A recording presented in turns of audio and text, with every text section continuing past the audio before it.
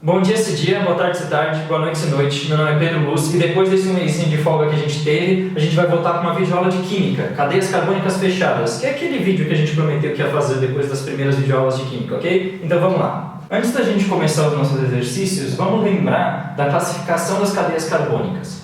Se eu tenho uma cadeia carbônica aberta e que só tem ligações simples entre os carbonos, lembrando que cada um desses vértices aqui representa um carbono, então eu chamo essa cadeia de alcano ou parafina. Então, se eu fecho essa cadeia, ou seja, eu tenho uma cadeia que só tem ligações simples entre carbonos e ela está fechada, eu chamo essa cadeia de cadeia cíclica. Então, o que é alcano vai virar o quê? Vai virar um cicloalcano, também conhecidos como ciclanos. Como os alcanos também são conhecidos como parafinas, então o que era uma parafina pode ser chamado também de cicloparafina. Esse nome parafina, ele não é muito usado, mas é bom você saber caso tenha algum exercício meio mais difícil que queira te pegar, tá? Da mesma forma, quando eu tenho um alceno, ou alqueno, ou olefina, ele tem uma cadeia aberta que tem uma ligação dupla entre algum dos carbonos. Pode ser esse aqui, tanto faz, tá? Se eu pego uma cadeia dessas e fecho, ou seja, uma cadeia fechada, que tem uma ligação dupla entre dois dos carbonos, então o que era alceno vai virar cicloalceno, ou cicleno, ou cicloalqueno, ou cicloolefina. Nesse caso existe um hífen aqui, tá? Entre o cicloolefina. Então vamos para o nosso primeiro exercício, um exercício fácil, representativo, ok? É um exercício de nomenclatura. A primeira coisa que eu tenho que avisar é que aqui, essa fórmula que eu usei não é necessariamente uma fórmula estrutural plana, daquelas que a gente conhece, porque dá para ver que a parte fechada da cadeia, ela está com uma fórmula de linha, já que não aparecem os carbonos, só que na parte do ramo você ainda vê a fórmula estrutural plana, porque tem, e condensada ainda, porque tem os hidrogênios. Essa fórmula é muito comum aparecer isso nos exercícios, é para facilitar, para você não ter que ficar desenhando os carbonos da parte fechada. Eles chamam isso só de fórmula estrutural, não tem que se preocupar muito com isso, ok? A primeira coisa que a gente tem que identificar nesse exercício é que isso aqui é uma cadeia mista. Mista porque tem um pedaço que é fechado e um pedaço que é aberto, que é fora do ciclo. Então, eu vou considerar nesse caso, porque o ramo é muito pequeno, que a cadeia principal será esse triângulo aqui, que tem 1, 2, 3 carbonos, óbvio, um triângulo, claro, né? Se isso aqui fosse um alcano, ou seja, fosse uma cadeia aberta, eu chamaria de, como tem os 3 carbonos, de propano. Mas como tem 3 carbonos e uma cadeia fechada, então é um ciclopropano. E esse ramo? Esse ramo é o quê? Bom, ele só tem um carbono e ele não tem ligações duplas aqui, então eu vou dizer que esse ramo aqui é um metil. Então vamos fazer o nome. Eu tenho aqui o ramo metil e um ciclopropano. Como eu só tenho um ramo, eu não preciso me preocupar em numerar esses carbonos aqui, porque eu poderia, da mesma forma, eu poderia pegar esse triângulo e girar, o metil ficaria aqui, só que é a mesma molécula. Então eu vou chamar essa molécula aqui apenas de metil ciclopropano.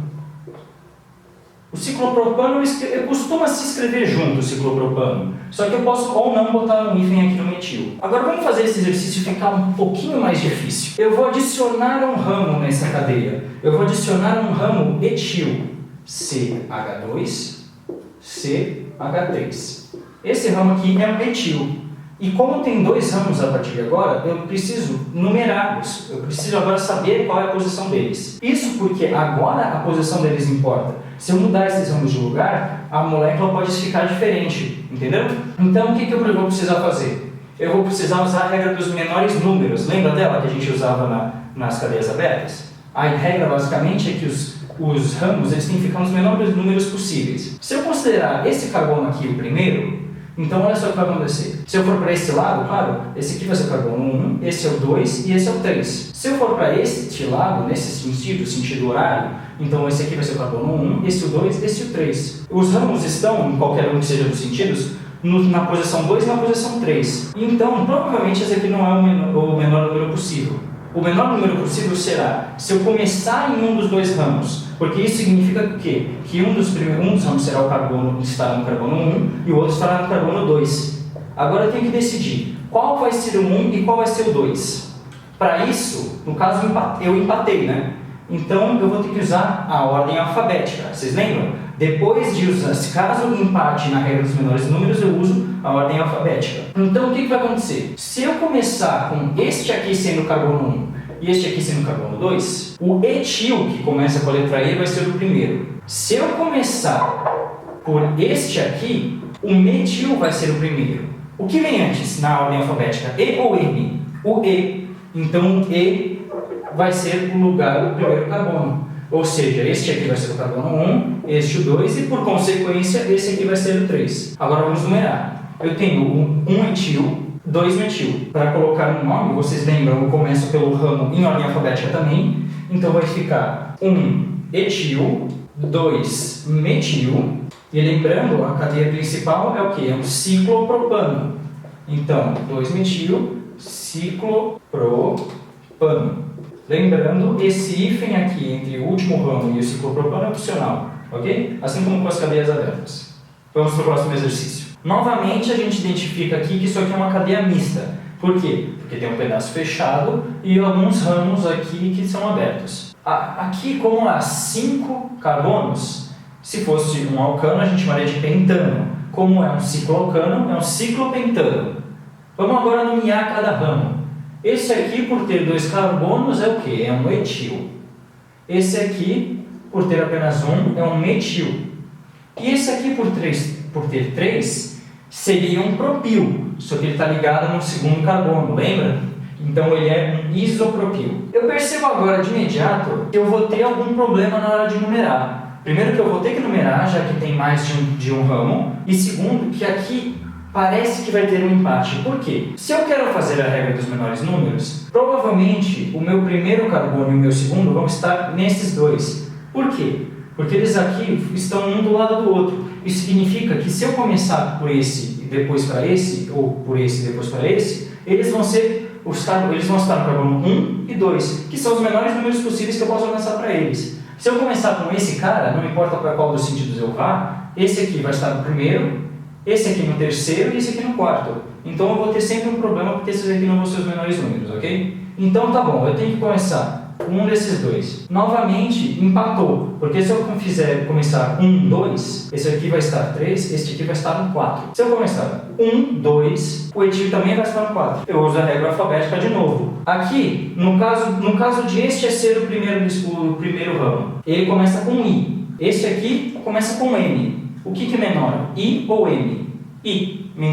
Na menor na ordem alfabética, claro, né? Então eu vou começar pelo isopropil. Lembrando, por que eu não usei P? Porque quando eu escrevo isopropil por extenso, eu não uso hífen. Se eu não uso hífen, é uma palavra só. Se é uma palavra só, eu começo pelo I. Se tivesse hífen, por exemplo, no caso de um T-butil, então eu não consideraria o T como a minha letra principal, consideraria um B, entendeu? Ok. Enfim, vamos continuar. Eu tenho então um isopropil, um 2-metil e como eu sigo em um ciclo, um 2, 3, 4 etil.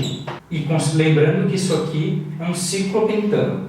Então vamos numerar. Vamos começar o nome. Começando por ordem alfabética dos ramos. Etil. Então eu tenho um 4 etil. Depois vem isopropil. Um isopropil e um 2 metil. Ciclopentano. Vamos tornar esse exercício mais difícil agora. Eu vou adicionar uma ligação dupla aqui. Agora, o que era um cicloalcano virou um cicloalceno. Portanto, o que era um ciclopentano, agora é um ciclopenteno. E a regra de numeração dos ciclopentenos é diferente da dos ciclopentanos, ok? O que eles vão determinar? A dupla tem que estar sempre nos menores carbonos. Na prática, isso significa dizer o seguinte, que o carbono 1 e o 2 tem que ser esses dois aqui. Eu não sei ainda se esse aqui vai ser o 1 e esse o 2, ou vice-versa, mas eu vou descobrir isso agora. Por quê? Porque agora eu tenho que escolher esse sentido. Se eu colocar o carbono 1 aqui e o 2 aqui, eu tenho que seguir por este sentido. Então eu vou ter um ramo no 1, um ramo no 2, um no 3, um no 4, ok? Se eu colocar o carbono 1 aqui, então o segundo será aqui. Eu vou ter um ramo no 2, outro no 4 e por fim um no 5. 1 mais 3 mais 4 é menor do que 2 mais 4 mais 5, ok? Então eu vou ter que escolher a primeira maneira, eu vou ter que colocar o carbono 1 aqui. Então eu tenho agora o quê? Um 1-etil, um 3-metil e um 4-isopropil. Percebeu como mudou o número? É totalmente diferente de quando eu coloco aqui sem dupla, só ligações simples, quando é um ciclocâmbio. Por ordem alfabética dos ramos, vamos agora começar o nome. 1-etil, 4-isopropil e 3-metil. Agora, vocês lembram que eu disse que isso aqui era um ciclopenteno? Quando eu tenho um alqueno, eu não costumo ter que colocar um número da dupla. Então eu falo but3eno ou algo do tipo. Como no cicloalceno os carbonos 1 e 2 vão ser sempre os carbonos em que a dupla vai estar, eu não preciso botar essa numeração. Vai ser sempre ciclopente 1, 2-eno. Então eu nem coloco o 1 e o 2, ok? Eu vou colocar então ó, só ciclopenteno. É mais fácil até do que nos alcenos apenas, né? E esse aqui é o nosso exercício.